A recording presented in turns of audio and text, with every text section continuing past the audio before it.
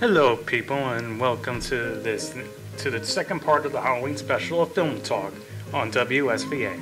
My name's Dominic Sabara, the host of this, and today we're going to be taking a bit of a break from talking about movies in general, and instead focus on a television special. And since this is Halloween, I figure tackling one of the more famous Halloween specials, it's the Great Pumpkin, Charlie Brown. So, with that in mind, let's get on.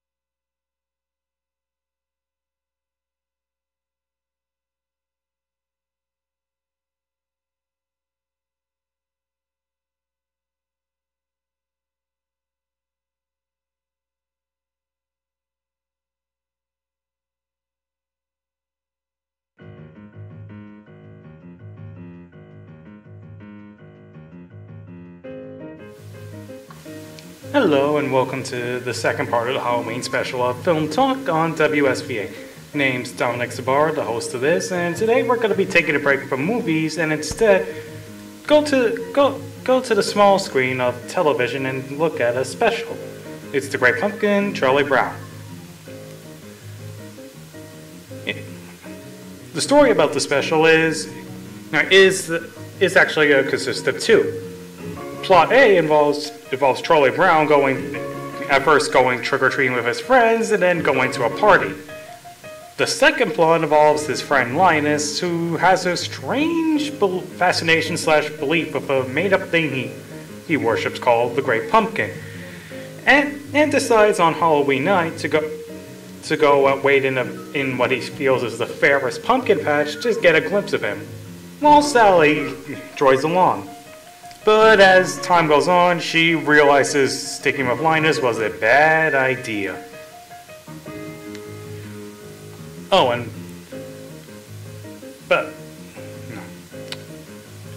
There is also a small side plot with the dog Snoopy, but it's just a little bit small. It's just a small little sideline story about him believing he's like a flying ace in World War I. As with most Peanut stories, there's just something charming about how simple the story to this special is. No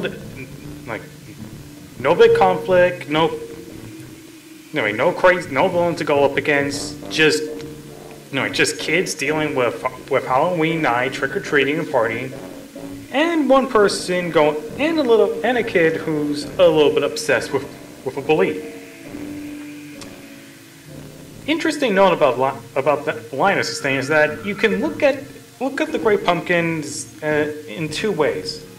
There's one way that some people looked at as like a form of religion, to the point where someone even made a book called the Charlie Brown Religion. I don't quite I could kind of see where they're coming from, but at the same time, I see it more in a different light.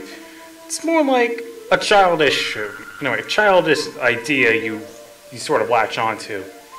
I'm sure not everyone had one of those at one point, but I'm pretty sure you may come across someone with a silly belief at one point. In fact, this even leads to a nice bit where Charlie Brown calls out Linus for the Great Pumpkin, only for Linus to say, why the hell do you believe in Santa Claus? Oh, and speaking of humor, that's another key component of the Peanuts property, and it's retained here. Of course, with Charles M. Schultz working on this, you're guaranteed to be given the same great material you're expecting on the comic, from the original comic strips. And there are a lot of nice moments that I remember laughing. One bit was when Lucy and this other girl, I don't remember her name, needs Charlie Brown to model. But what sells the joke is that Charlie Brown at first felt like he was like, finally, I can be used for something big or important. Only to then be realized they just need the back of his head to model for a jack-o'-lantern. His reaction to that was a good way to sell the joke. Another bit is when Sally, who realized that she wasted Halloween, goes on a beautiful yet hilarious tirade about how she could have been trick-or-treating, or tricks-or-treating as the kids call it in the special, but instead chooses to sit around and do nothing for a pumpkin patch, but waited for a pumpkin patch for a made-up thing that never came. Of course, but some of the other humorous bits do come from Snoopy's subplot with pretending he's the flying ace pilot. To the point, particularly when he imagines himself actually on his doghouse flying like an airplane and going through a battle. And while it is kind of hilarious with how he so envelops into being a World War I pilot, it can also be kind of intense. Well, intense as it can get given the budget of the film, but I digress. While on the subject, I found a more subtle joke was when he came across the pianist, the kid, as Schroeder. If you listen to some of the songs Schroeder plays, they're actually songs that were like World War I songs. Particularly, It's a Long Way to Tripoli, It's a Long, Long Trail, Pack Up Your Troubles in Your Old Kit Bag, and Roses of Picardy. What makes... Not only do I find that like a cute detail to compliment Snoopy's flying ace costume, but Snoopy's reactions through the transitions of the songs is pretty good, going from triumphant and motivated to bawling with tears, and then going back to the former, and then back to the latter, and vice versa.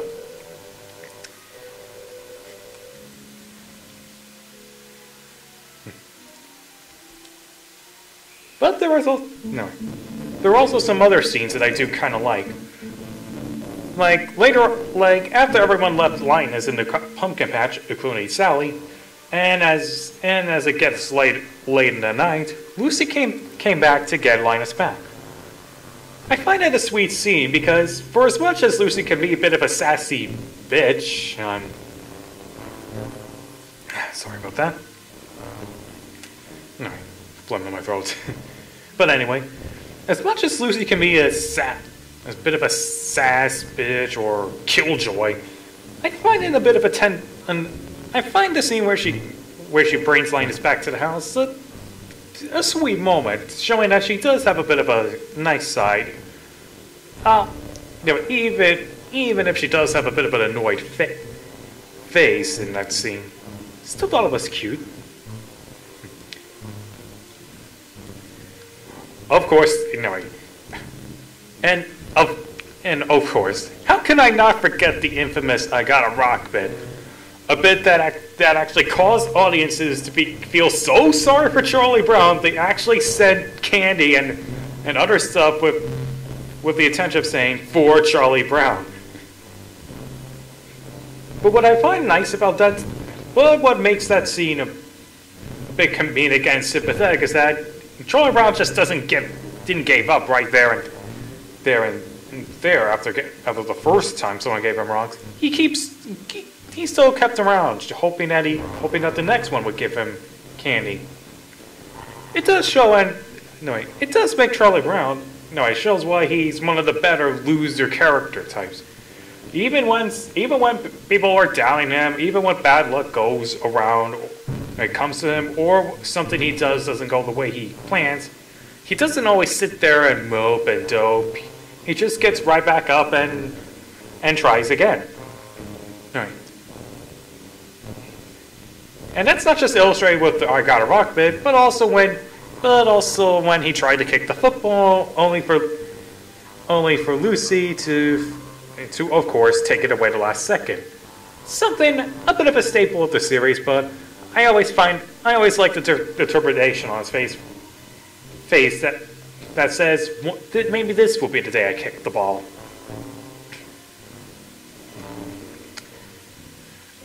A bit of on the less positive side would probably be the animation, but given the period it was made and what the comic, given the period it was made and the fact that while Charles Schultz's designs are appealing, they don't really need that much of a budget to be that visually appealing.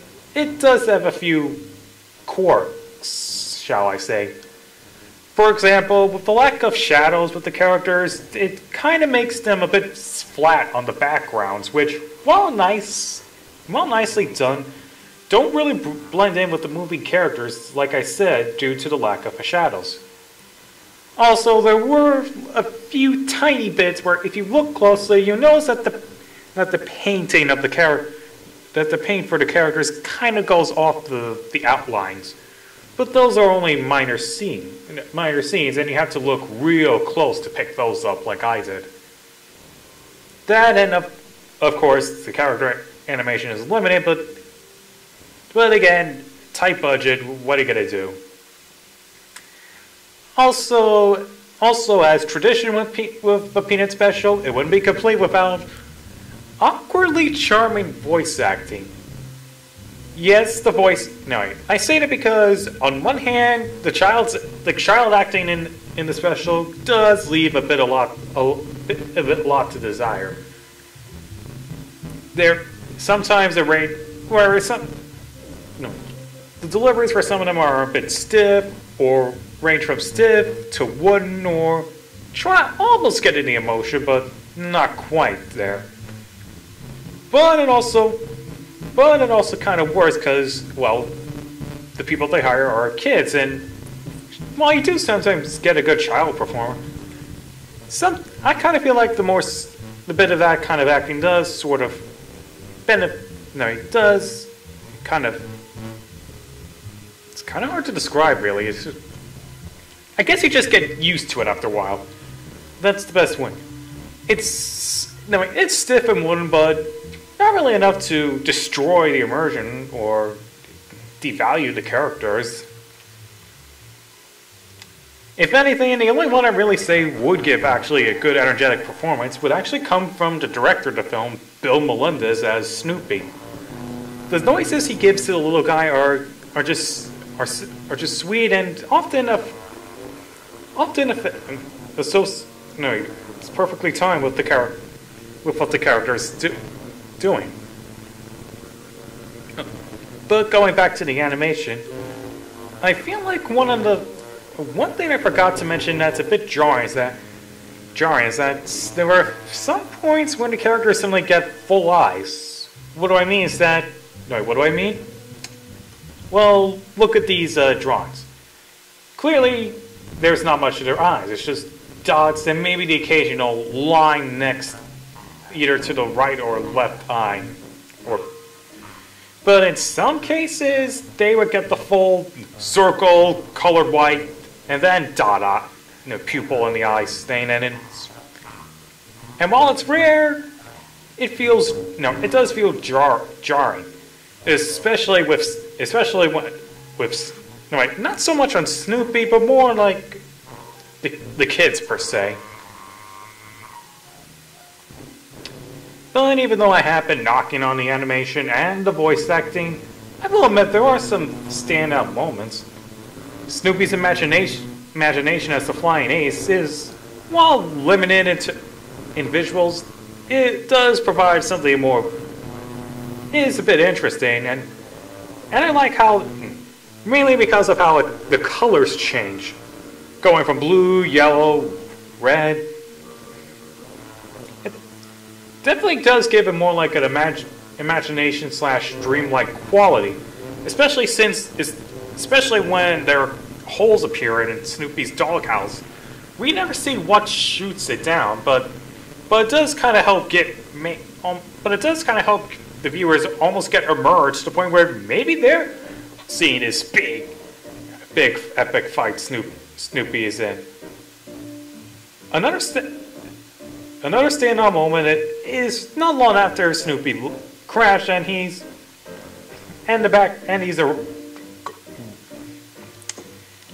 just walking around in the background. I mentioned before that the backgrounds are well done and are nice and do fit with the Schultz art style of the comic, of the original comic strips, I should say. But what I like about it's just no dialogue, well, actually, it's like other than narration from Charlie Brown explaining the flying ace in one scene, it just lets the viewer see what's the area Snoopy is traveling, or some of the scenes he's imagining, like in a World War I trench, or when he's just walking around in an autumn background. It's a pretty relaxing scene that contrasts with the intense battle he had before. I see it as like both. In a way, I kind of see it as like a way for audience to catch their breath after witnessing the crazy crazy imagination Snoopy had.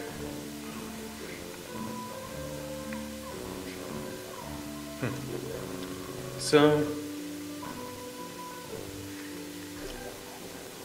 yeah. To conclude, it's pretty, it is kind of clear why this has become a staple on Halloween, similar to how the Christmas special and even the Thanksgiving specials became classics in their own right. Well,